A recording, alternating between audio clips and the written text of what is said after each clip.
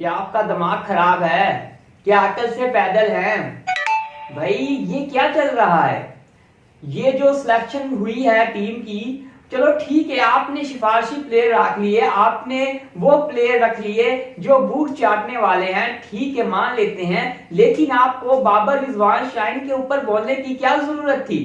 पहले मुझे ये भी तो बता दें, इस बंदे को आप देख रहे हैं ना, ये जो आपने थंबनेल में देखा, ये डड्डू चार्जर इसकी शक्ल है। ये डड्डू चार्जर बाबर आजम के बारे में क्या कहता है? एक सहाफी सवाल पूछता है कि आप कोई टी20 में बाबर रिजवान क्यों नहीं है, तो ये बकवास करता है, ये कहता है कि भाई ये स्कोर टी20 का है, जब वनडे का स्कोर होगा तब आप बात करना।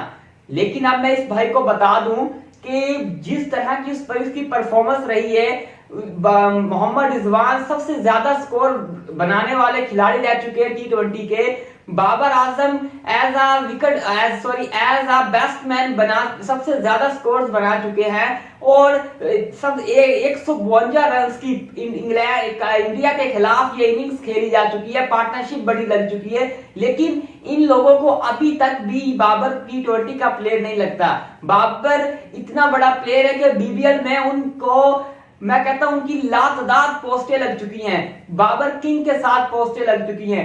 वो क्या पागल है? अंग्रेज क्या पागल है? अंग्रेजों को क्या आपसे ज्यादा क्रिकेट का पता है या नहीं पता?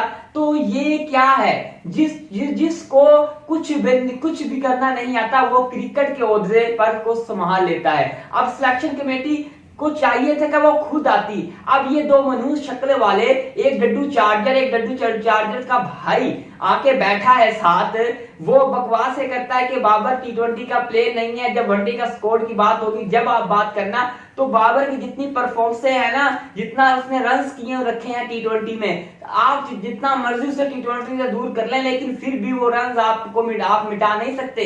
आपकी तारीख ही ये रही है, जो प्लेयर ज्यादा, जो बंदा भी सियासत में हो या वैसे, जो बंदा भी ऊपर जाता है, आप उसको साइड लाइन लगाने की कोशिश करते हैं। आपने वेस्ट इंडीज से साथ रिक्वेस्ट की थी कि जो हमारे वनडे है उसको आप कन्वर्ट कर दे 5 टी20 में, लेकिन कन्वर्ट नहीं हुए। उनका भी एक स्किल डेवलपिंग प्रोग्राम चल रहा है, वो भी अपने प्लेयर्स को डेवलप कर रहे हैं। उनने आपकी एक नहीं मानी, आपने एक नीचे से लेकर ऊपर तक जोर लगाया, फिर भी आपकी एक नहीं मानी उन्होंने। और उन्होंने फिर क्या किया, उन्होंने बाबर आजम उन्होंने 3 ओडीआई रख दिए और 3 टी20 रख दिए। तो यहां से क्या साबित होता है कि आप भरपूर कोशिश कर रहे हैं कि बाबर आजम पूरा साल क्रिकेट फैंस की आंखों में ना आए, बाबर को नाम भुला दिया जाए। लेकिन जितना आप बाबर को नीचे गिराने की कोशिश करेंगे, वो उतना ही ऊपर जाएगा, क्योंकि उसकी इतनी ज्यादा परफॉर्मेंस हैं, इतने ज्यादा रन्स किए हुए हैं, फैंस उसके इतने ज्यादा है। आप कब तक दबा सकते हैं उनके फैंस को, उसकी परफॉर्मेंसों को? लेकिन एक ना एक दिन उसने टी20 में आना है। हम कोच साहब की नई बात सुन ले, नहीं उसने एक शुरता छोड़ दिया कि भाई वो एज अ विकेट कीपर आ सकता है। ये तो वही बात हुई ना कि शेर से कहीं आप घास खा ले, तो वो कभी भी नहीं खाएगा। इस तरह बाबर आजम से कहा जा रहा है कि आप एज अ विकेट कीपर आए और आकर खेलें, तो ऐसा कैसा हो सकता है? जिस बंदे ने पूरा अपना career as a wicket keeper, एक मैच में भी कीपरी ना की हो, तो वो कैसे विकेट कीपर बन सकता है? और एक वक्त में जब भी एक मैच के लिए किस तरह कैसे बन सकता है? समझ से बाहर बात है।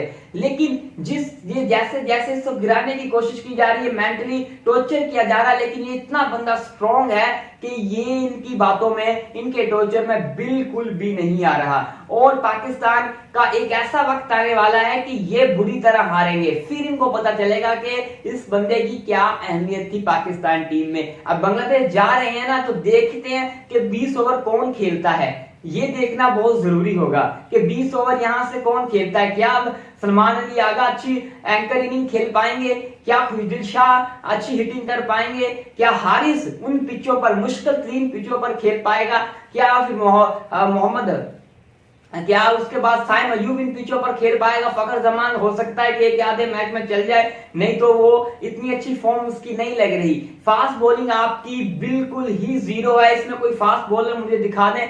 सलमान मिर्जा जो आपने बदौलत पर डाला है, वो उसकी कारकर्दगी सबको पता है। 2 मैचों पर आपने टीम में डाल दिया, इस तरह तो बहुत से प्लेयर्स हैं जो कि टीम में डाले जा सकते थे। तो ये चीजें बिल्कुल ही सरासर गलत है। तो अहमद दानियाल जिसकी पीएसएल में परफॉर्मेंस नहीं, उसको आपने उठाकर डाल दिया है, मोहम्मद नवाज को आपने उठाकर डाल दिया है, तो ये ही तो है फिर सिफारिशें। इसी वजह से तो आपने टीम बिगाड़ पैदा किया हुआ है, टीम में पसंद नापसंद का कल्चर शुरू हुआ है। और जब पर्चिया का कल्चर शुरू होगा तो पाकिस्तान टीम का आने वाले दिनों में बहुत ही बुरा हाल होने वाला है।